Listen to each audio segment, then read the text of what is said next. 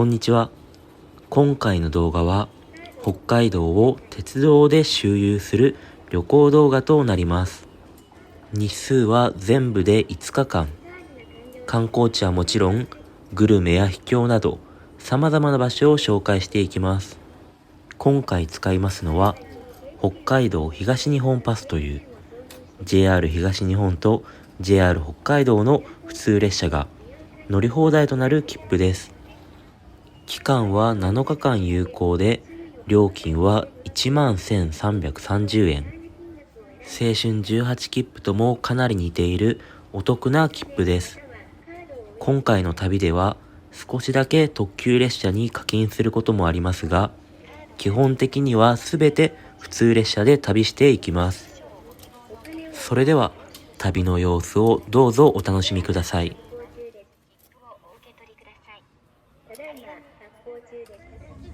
今回の鉄道旅は出発点もゴール地点も北海道とします。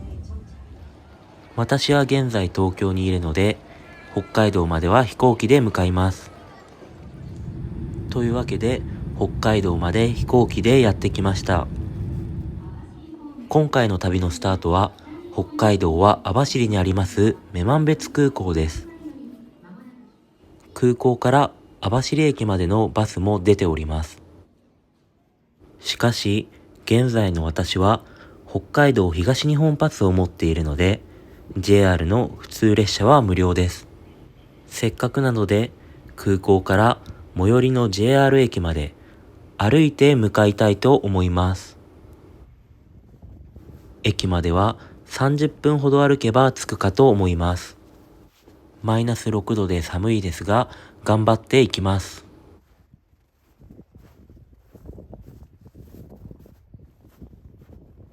確かに寒くはありますが、景色も綺麗でとても楽しい気分です。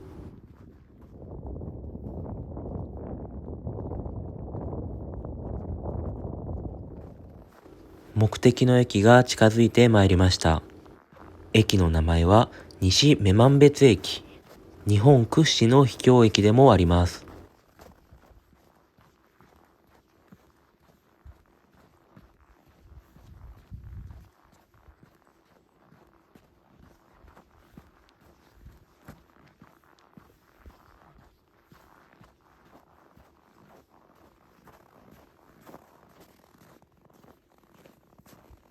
こちらの建物が駅になります。少しだけ中をお見せします。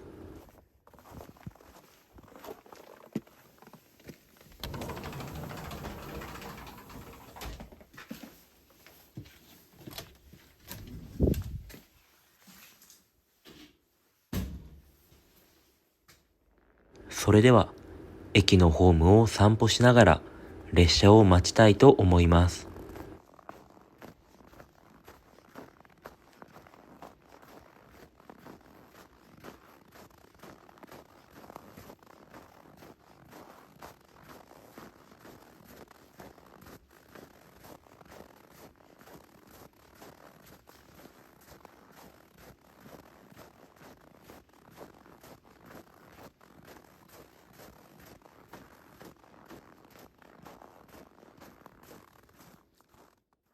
ちなみに切符はこのような感じ。改札機に通すことができます。ファミリーマートみたいな列車がやってまいりました。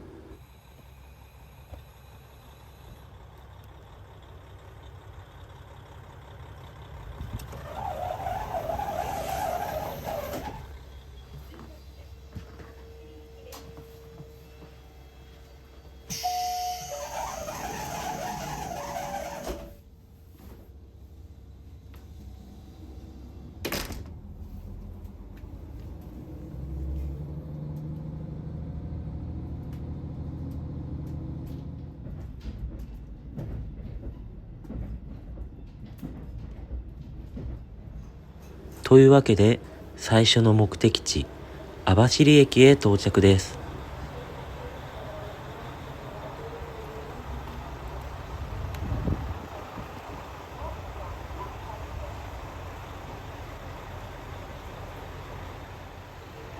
本本日は網走に宿を取っておりますが、時刻はまだ16時頃。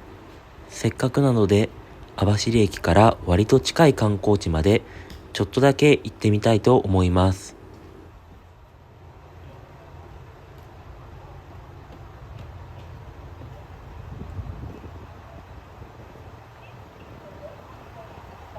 ファミリーマートの次はクリオネの列車。こちらの方が可愛いです。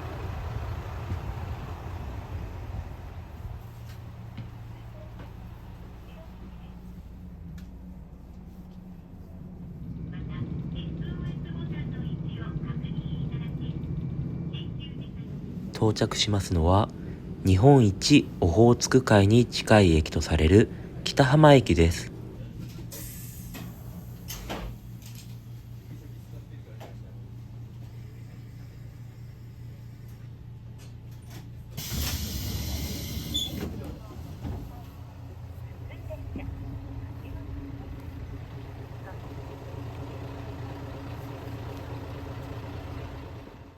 北浜駅は駅舎もかなり特徴的。ぜひご覧ください。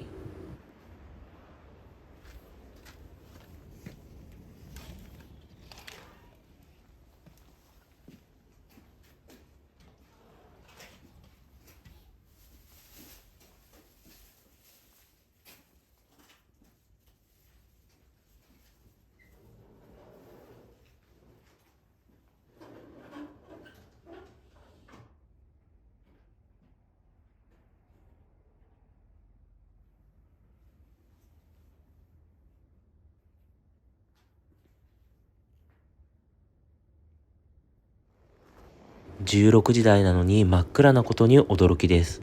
明日のお昼時にまた寄りたいと思います。とりあえず網走駅に戻りましょう。クリオネの次はこのような列車です。というわけで網走駅へ戻ってまいりました。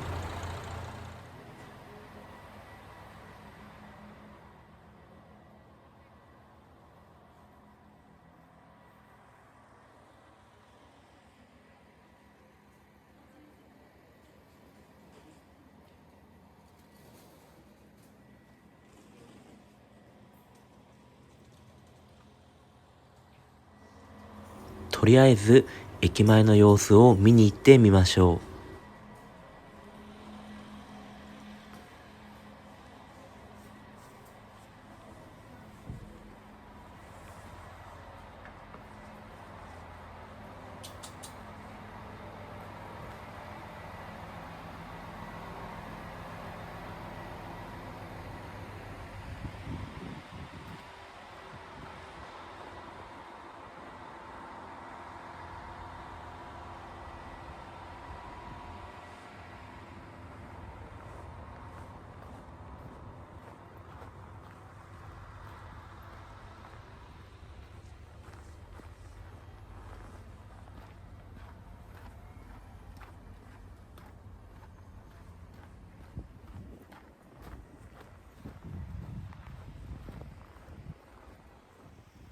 夜ご飯を食べる前に荷物を置くためホテルへ向かいたいと思います。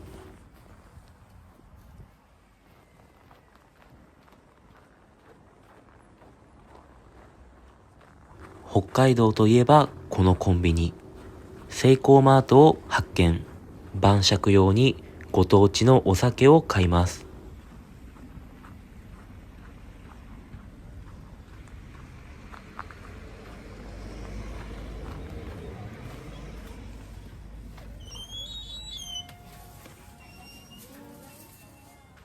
本日泊まる宿はこちらとなります。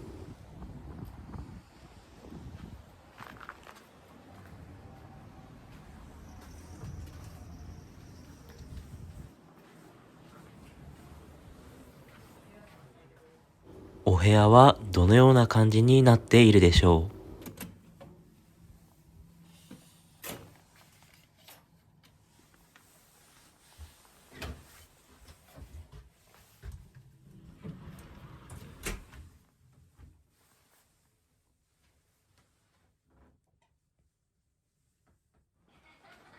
さて、荷物を置いたので、夜の網走を散策します。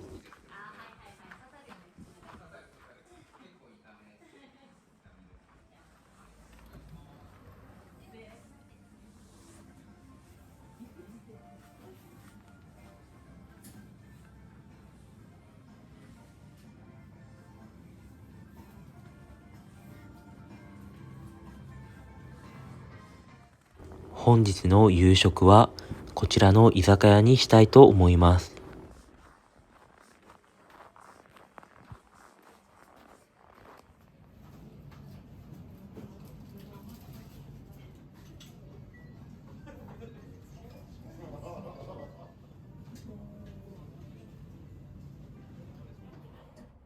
夕食を終え、ホテルへ戻ってきました。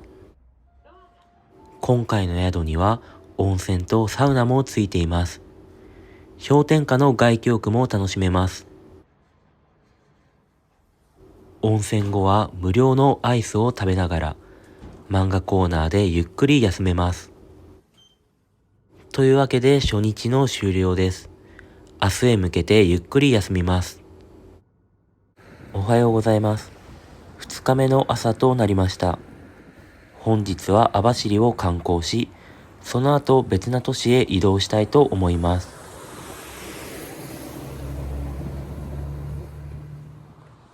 まず向かいますのは網走の道の駅です。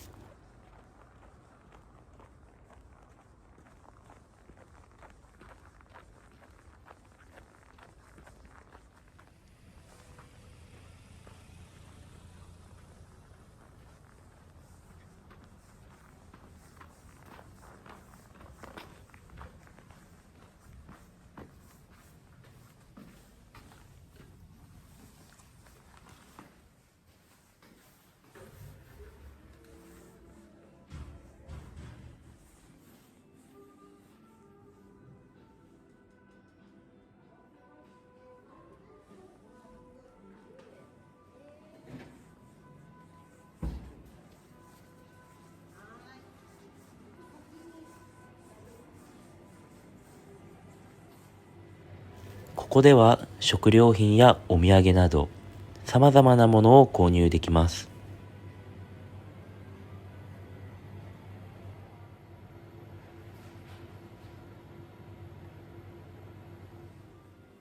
お昼の時間帯には食事をとることもできます。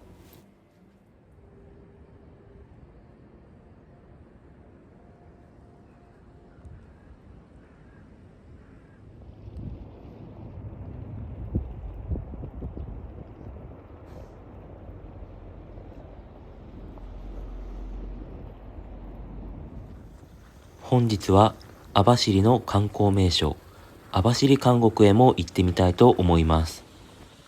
ですがその前に近くの駅まで行って食事をとりたいと思います。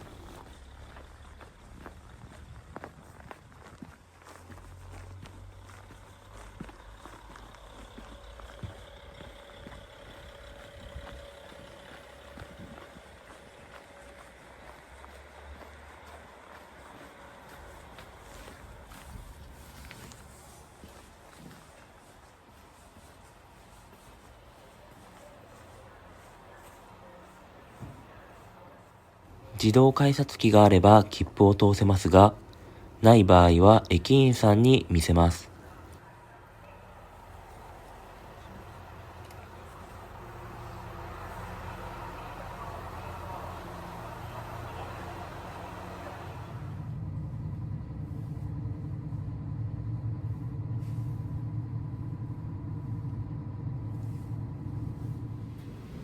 昨日の夕方に訪れた北浜駅で食事をとりたいと思います。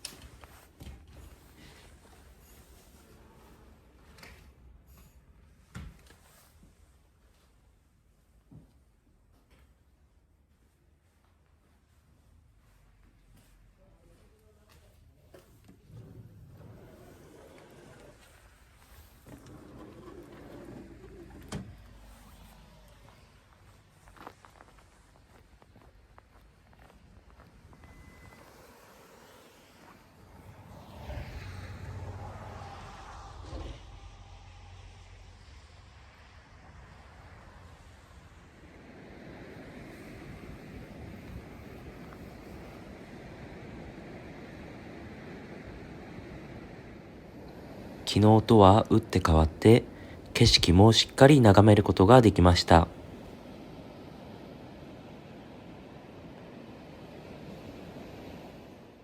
さて、こちらのカフェへ入ってみましょう。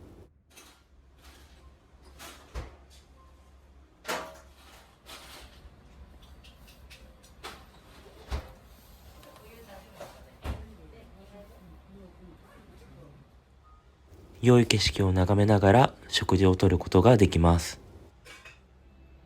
ホタテカレーをいただきます。さて、食事を終え、一旦網走駅へ戻ります。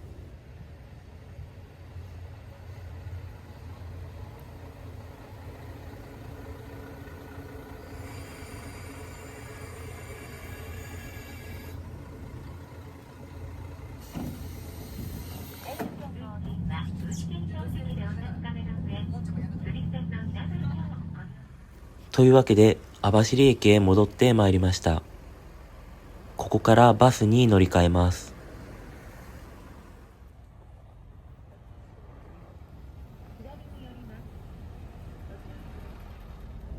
ここから網走監獄を目指します。テント山入り口にて下車。ここからは歩いて向かいます。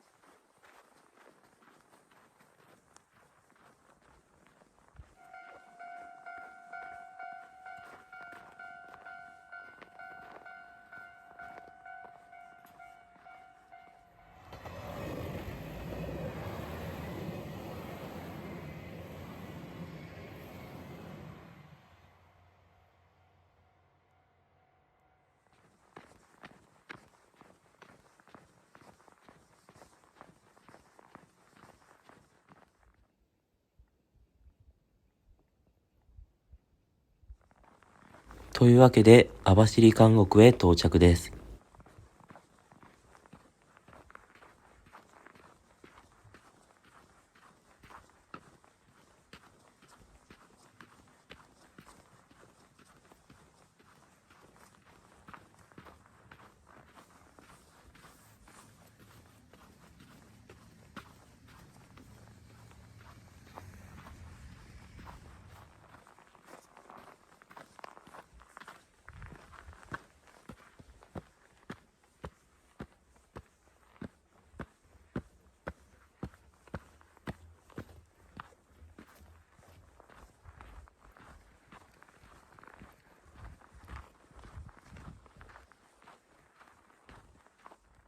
網走監獄では、投稿目的の動画撮影が禁止とのことでした。動画撮影が可能な隣の監獄食堂へもやってきました。ここでは囚人飯を食べることができます。しかし、本日は休業とのことでした。皆さんもお気をつけください。気を取り直して、網走駅へ戻ります。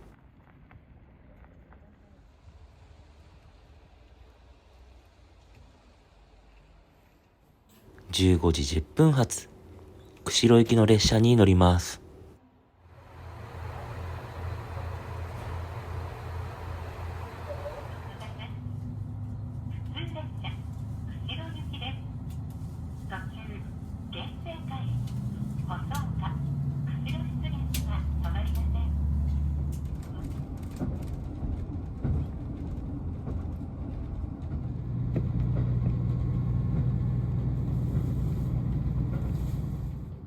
途中の摩周駅を通過。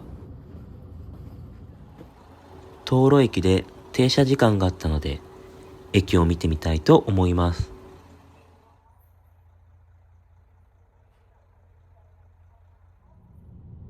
灯路駅前の自販機で食料を入手。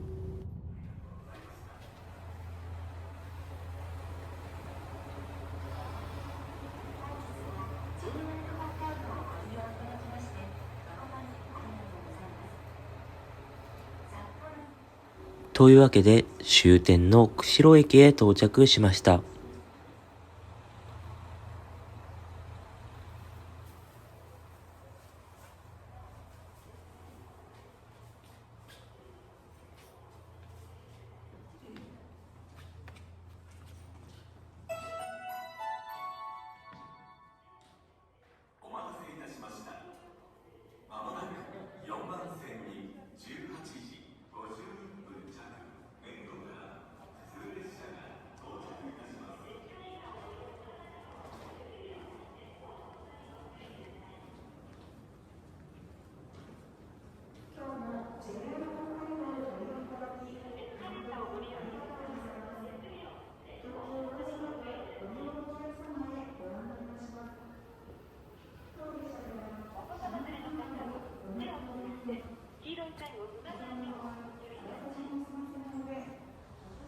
釧路駅の駅前はこのような感じ。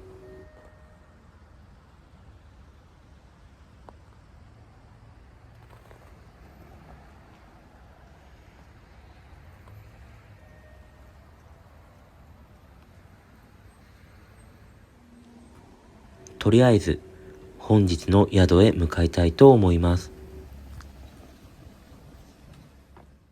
本日泊まるのはこちらのホテルになります。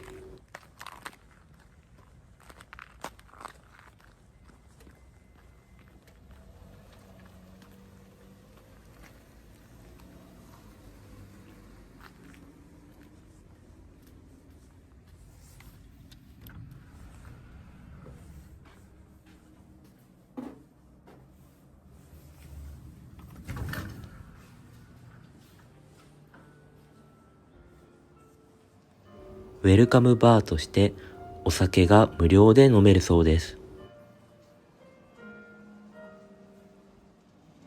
ソフトドリンクも無料で飲めます。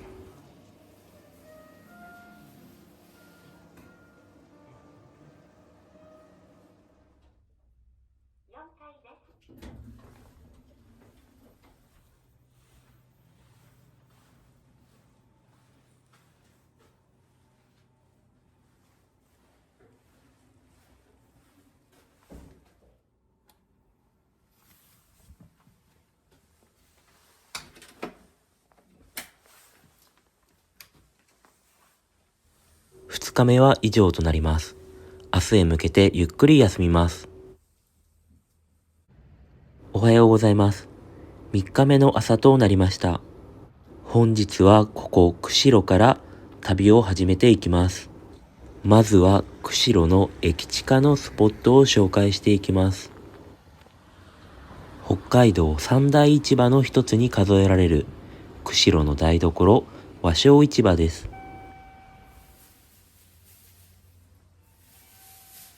早速探索してみます。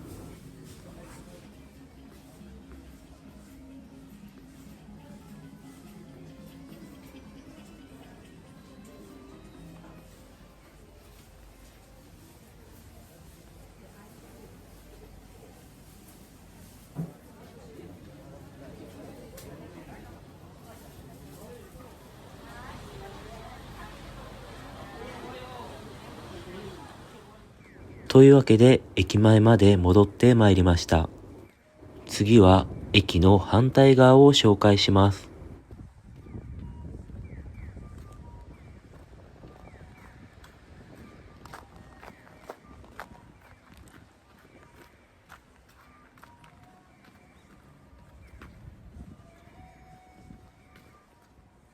こちらの地下道で反対側へ抜けれます。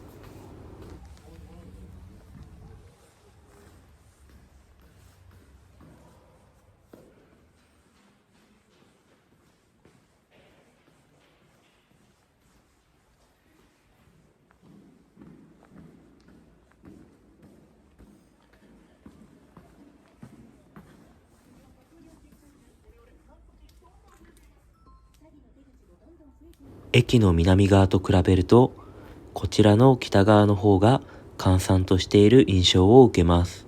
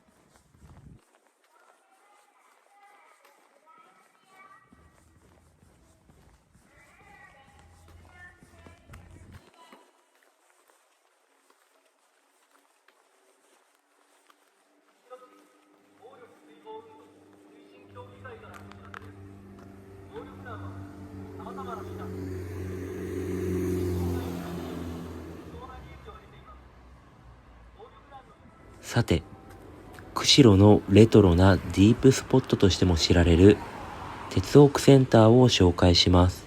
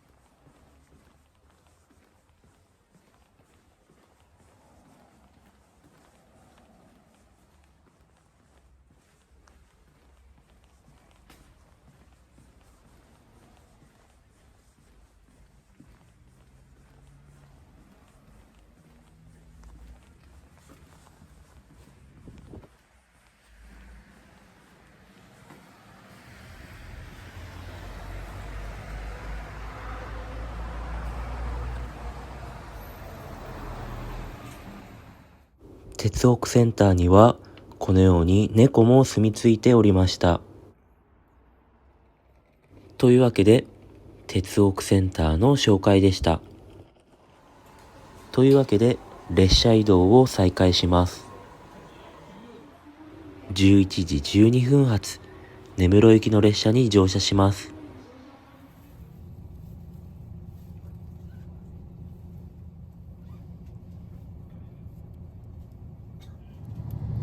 This is the Hamasaki Line, a Nosaku Rapid Service train bound for Nemuro.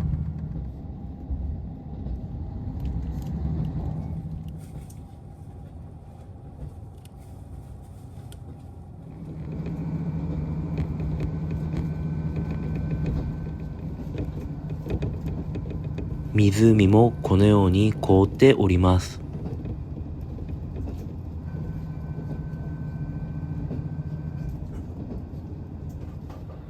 全面展望はこのような感じ。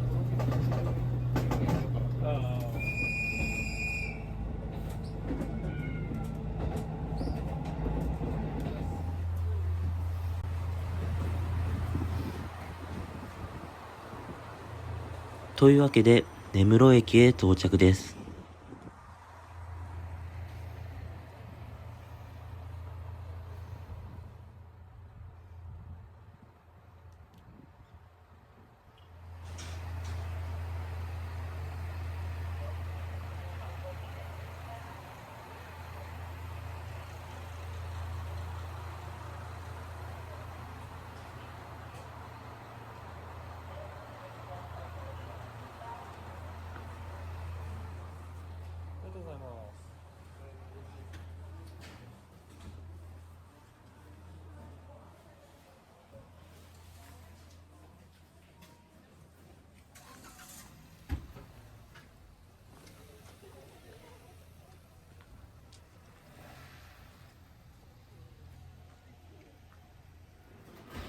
ここ根室は日本最東端の町になります。根室駅の時刻表がこちらです。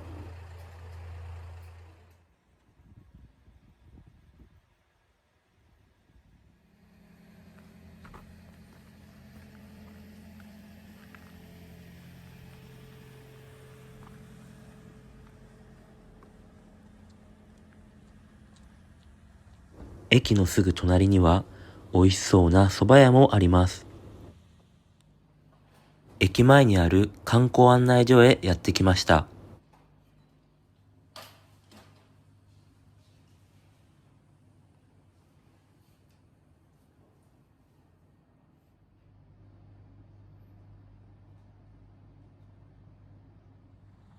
さて、根室の街を探索してみたいと思います。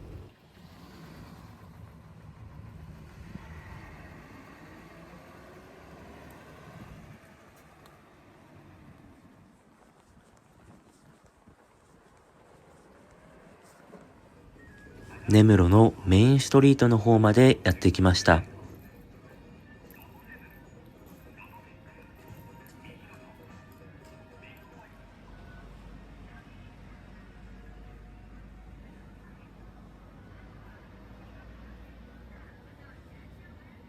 こちらの喫茶店へ入ってみます。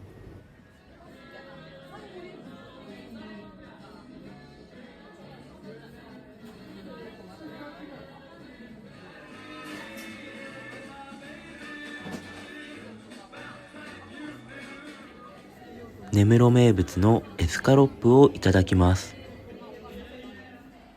さて、探索の続きをします。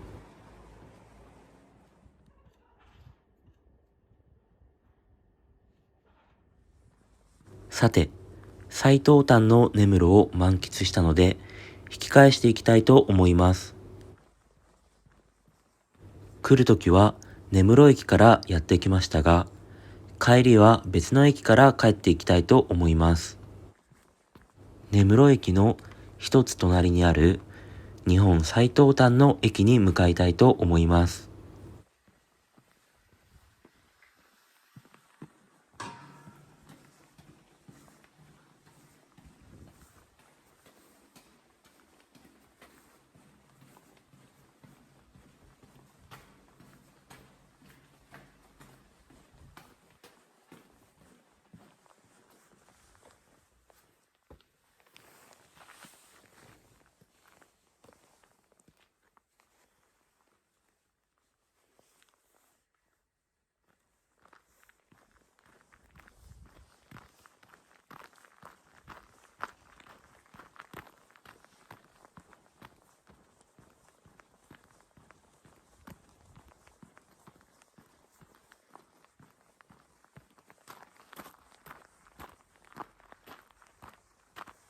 ここが日本最東端の駅、東根室駅です。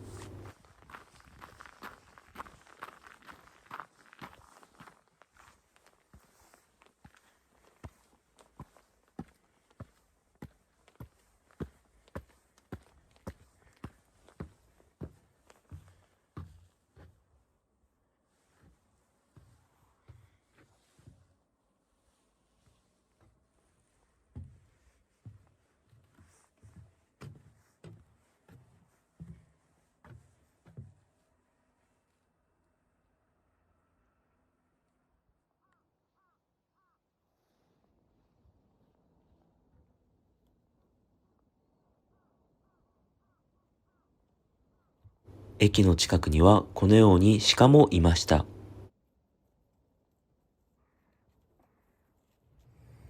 というわけで、帰りの電車がやってまいりました。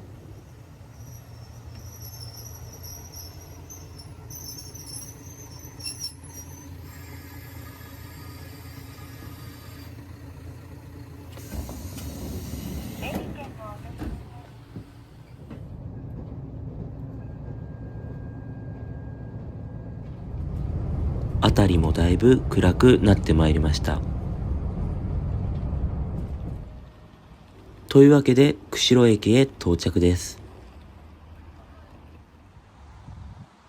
さて、釧路で夕食をとりたいと思います。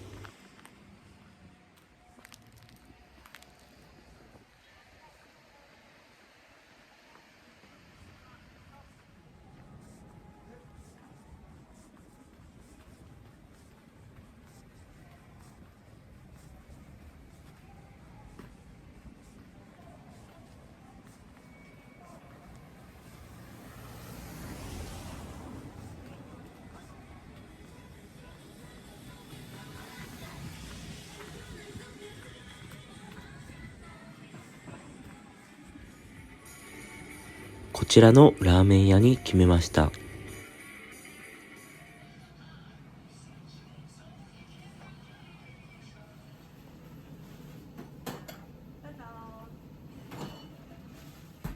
食事を終えたので、少し散歩をしながらホテルへ戻りたいと思います。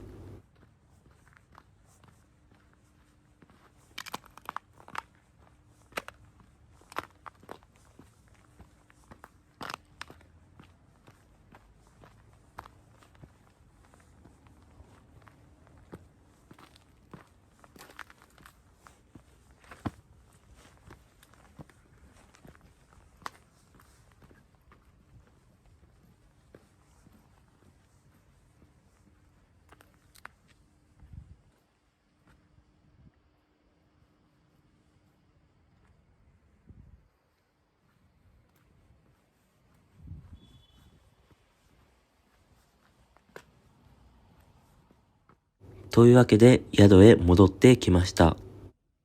3日目は以上となります。明日へ向けてゆっくり休みます。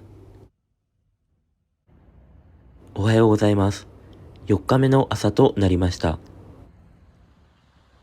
本日はここ釧路から西へ向かいます。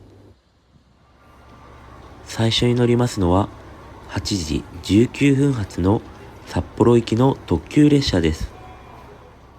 この列車で南千歳まで向かいます。今回の旅で初めての特急列車への課金となります。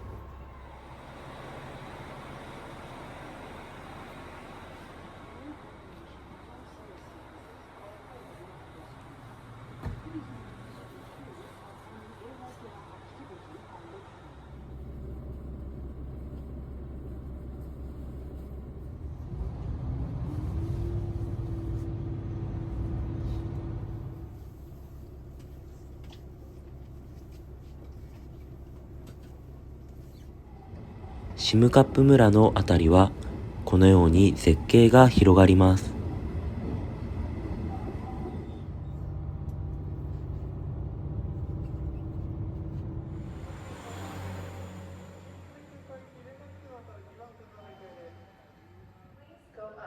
というわけで南千歳駅へ到着です。新千歳空港行きの列車にご乗車のお客様は連絡通の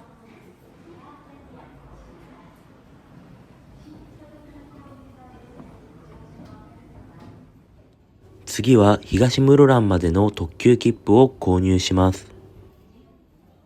ここまで課金するのには理由があります。南千歳の駅前はこのような感じ。乗り換えの待ち時間があったので駅弁を購入しました。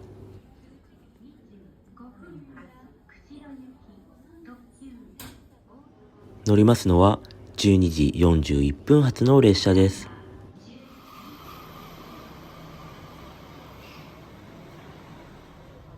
自由席が満席で通路に立つ羽目になってしまいました。というわけで東室蘭駅へ到着。ここからは普通列車旅の再開です。長万部行きの列車がやってまいりました。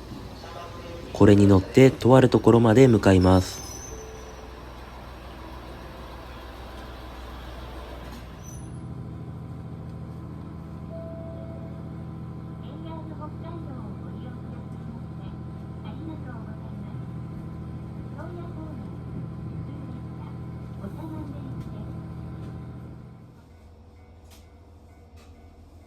一番前のドア横の開けるのボタンでドアを押してドアを開けてお降りください。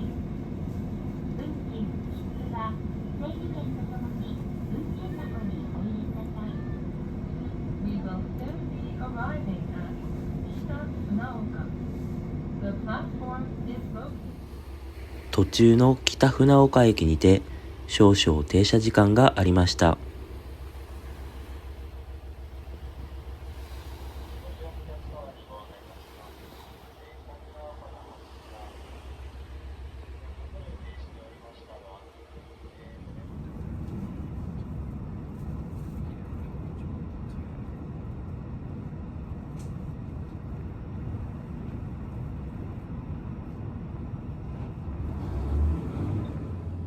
さて、目的地の駅が近づいてまいりました。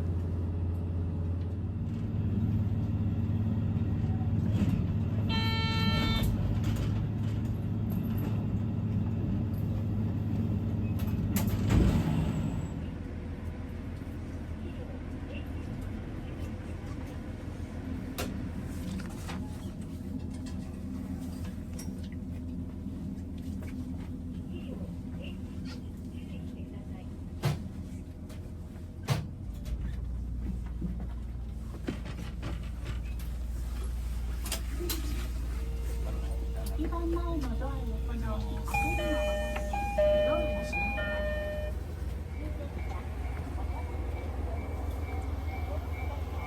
す。日本一の秘境駅、小幌駅へ到着です。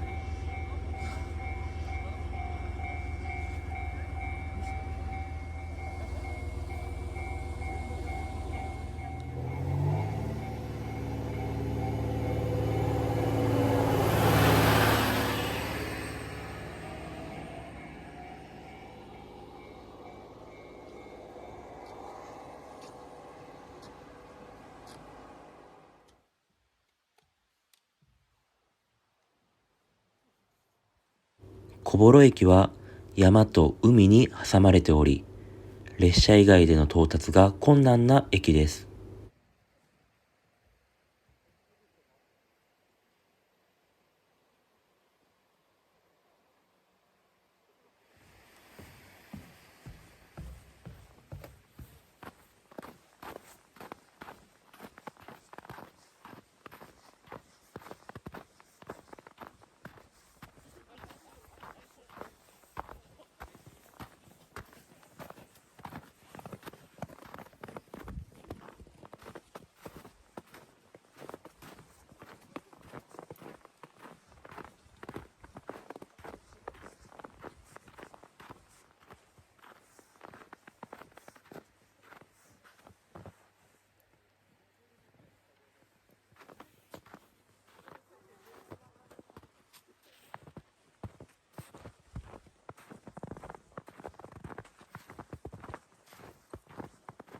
この雪山を抜けると海岸までたどり着きます。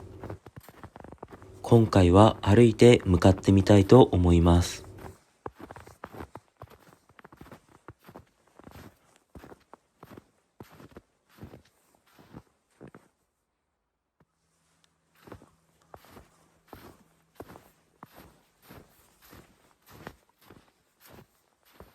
動画では伝わりにくいかもしれませんが、結構な急斜面であり、20代男性の私でも歩くのが困難です。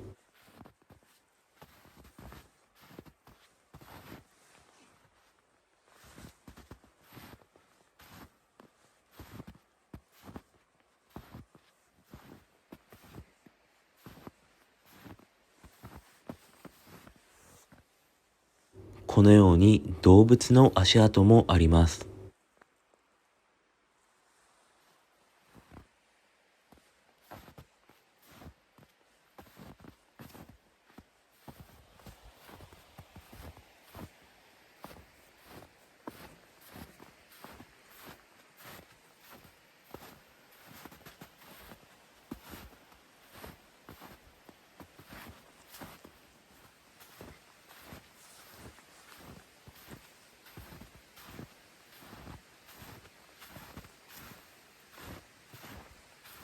ついに海が見えてきました。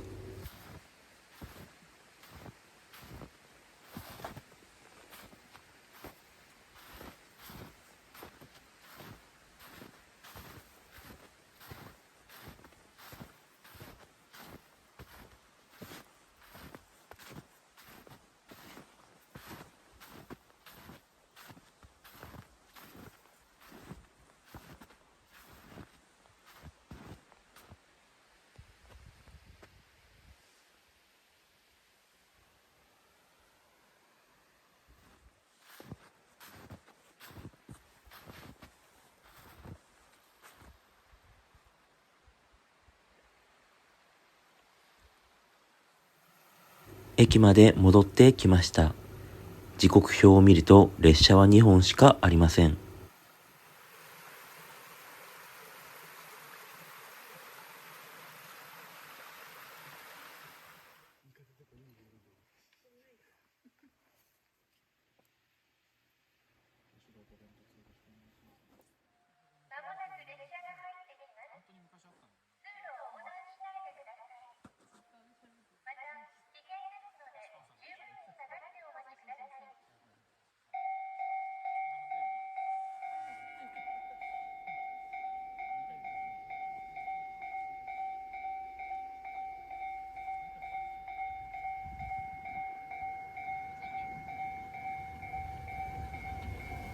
A local train bound for Higashi Muroran.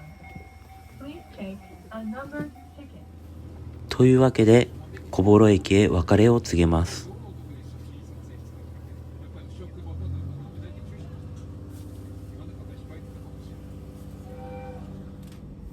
本日はこのまま札幌まで向かいます。苫小牧で乗り換えです。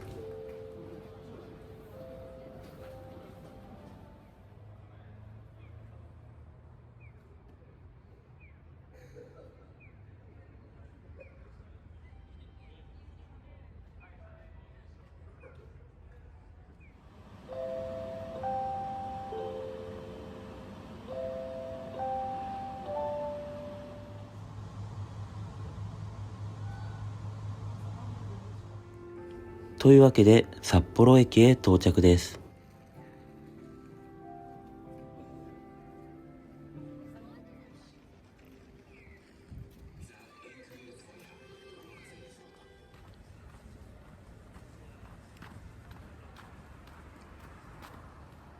本日はこちらの居酒屋で夕食をとります。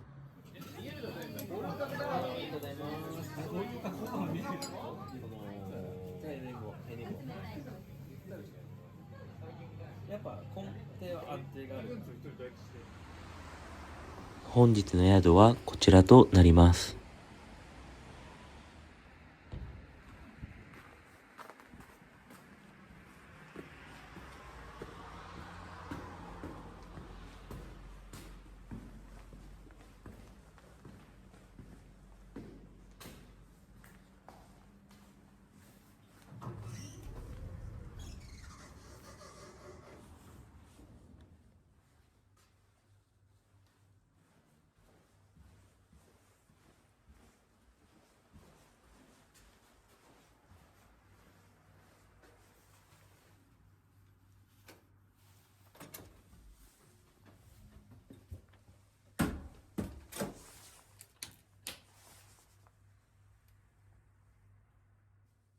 4日目の旅は以上となります。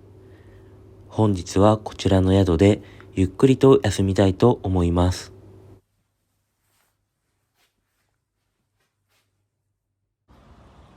おはようございます。5日目の朝となりました。本日は旅の最終日。とりあえず宿の近くにあった北海道大学へ散歩へ来ました。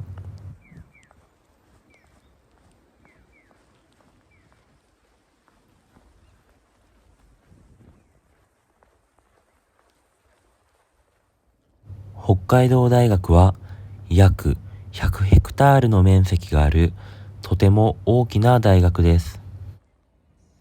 大学構内にセイコーマートまであります。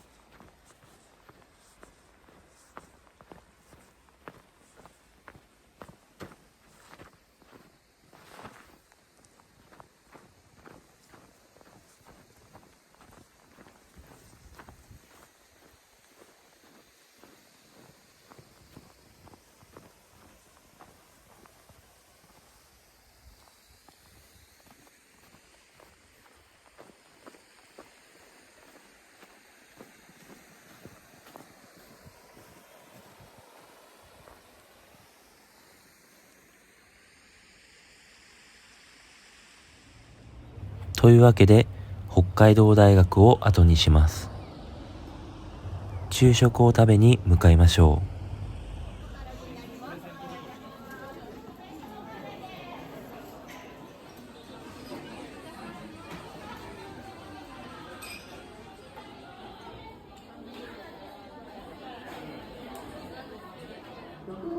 う。お腹も膨れたところで空港へ向かいます。